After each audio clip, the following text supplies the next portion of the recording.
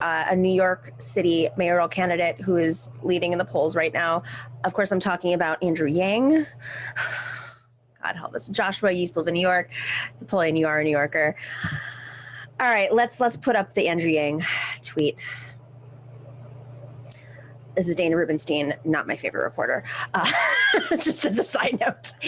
I wasn't actively involved in local politics, and I was living in New York. And, you know, New York is so blue that there isn't that much to be engaged with politically. Oh, my God, man. Just give it to me for this is my little one.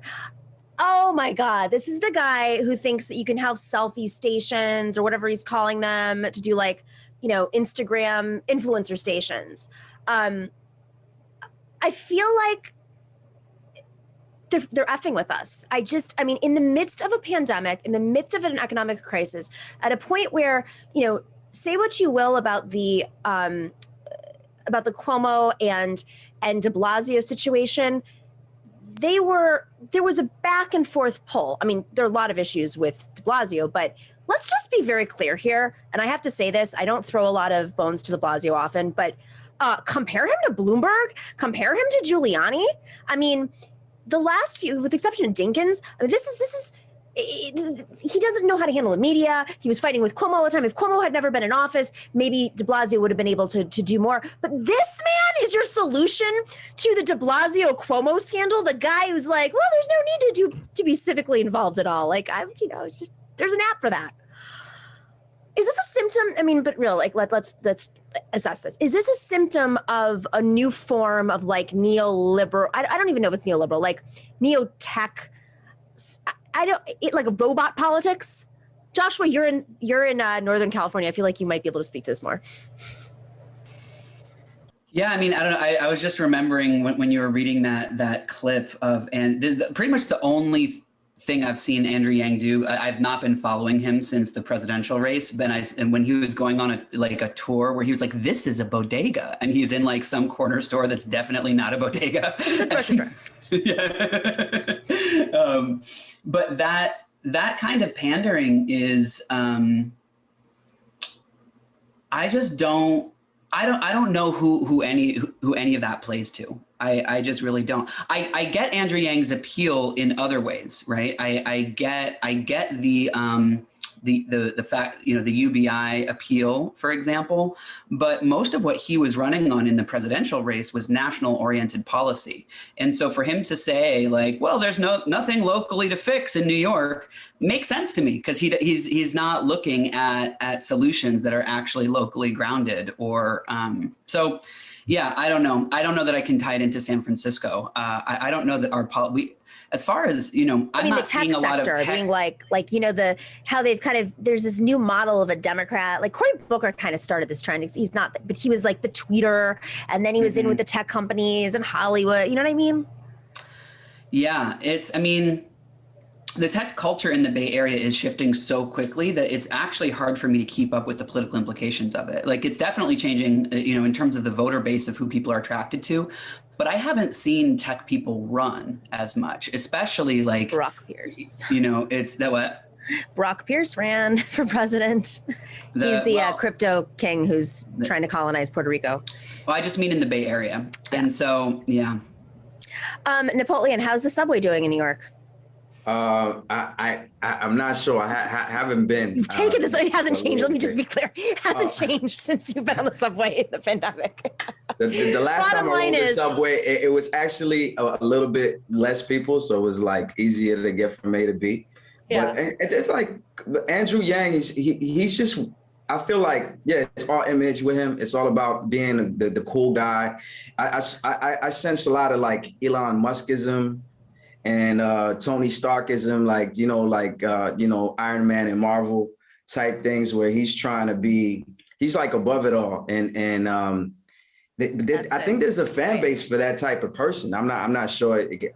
Electorally, I don't know if he could win anything in New York or anywhere else, but there's like this crypto tech savvy type cool guy that's going to save the world with like big ideas, you know? So it's like, he's above anything that could be local and what's going on, because he's just a different type of politician. I think that's how he's trying to position himself. And I think it's dangerous, frankly. Like, I don't want people like that in politics. You want people who actually care, who are involved, who's not scared to get their hands dirty. I don't care about, like how cool you are and, nah. Here's some math for you, Andrew Yang. I'm looking at you. The budget's you have a budget crisis. You have a public school crisis in which public schools have been severely underfunded for over a decade and also illegally so.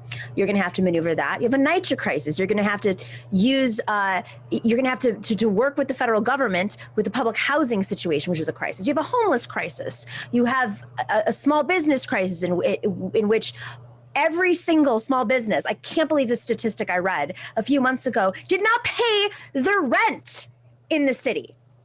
So you want to use your math? Do me a favor. Pay attention to what's happening locally. As a New Yorker, I'm insulted that this is still going on. And and to other Democratic candidates, maybe you should start throwing some fire, because that's the only way he's going to feel the pressure. It's not happening through Twitter. It's clearly not happening with Dina Rubenstein.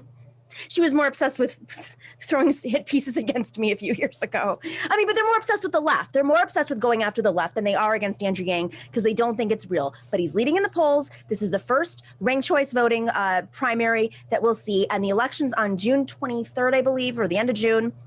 We got to start taking this seriously. It's no joke. If you were scared of Trump, this is the alternative version for New York.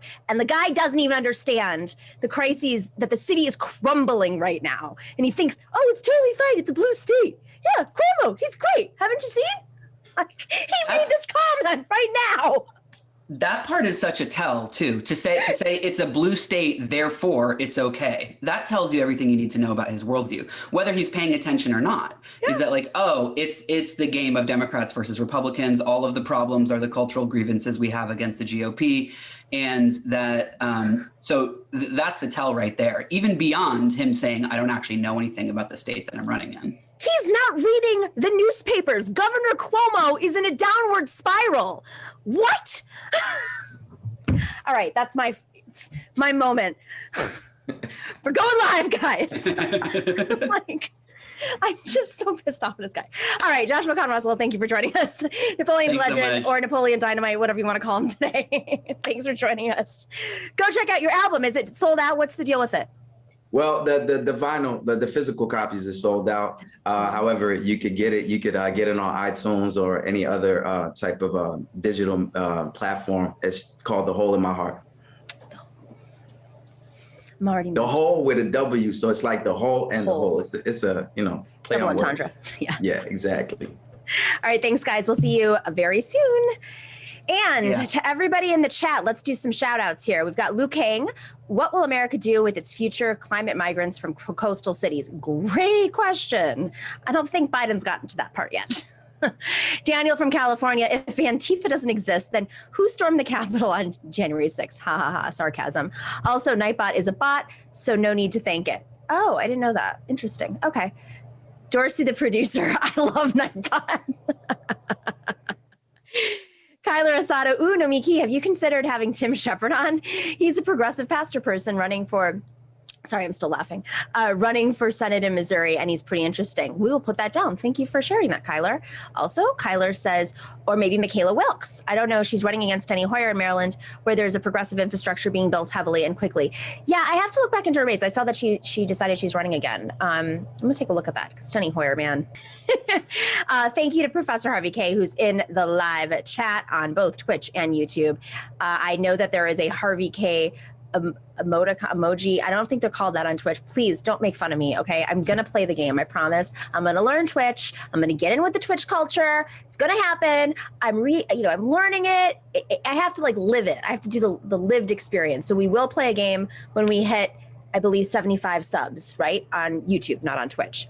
All right, Midi Docs and Mario, thank you for working those algorithms. And as always, huge thanks to Bob C. Choke in the Orb and Chuck Diesel on YouTube, and Dorian Sapiens, A Difficult Truth, Nightbot, the bot, our means, and Nug Wrangler on Twitch for keeping the live chat troll free.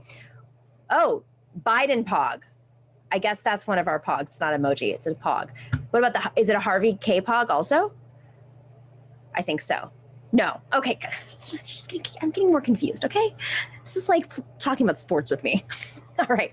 We will see you tomorrow for a great show, 3 p.m. Eastern, right here on YouTube and Twitch. And thank you to all of our patrons who are checking us out through audio. We love you. Stay in solidarity. See you tomorrow. Thanks for watching and listening to The Nomiki Show. But remember to click like and subscribe on YouTube, and please share on social media. If you're not already a patron, please join us for as low as $5 a month on patreon.com/The Nomiki Show for early and special content. That investment makes a huge difference. We are not corporate media raking in the dough. It's really you guys that are keeping us going. So please consider being a patron. And to our current patrons, thank you so much. We are incredibly grateful to you. We also now have swag. So check us out on thenomikishow.com to get your mugs, your totes, and your stickers.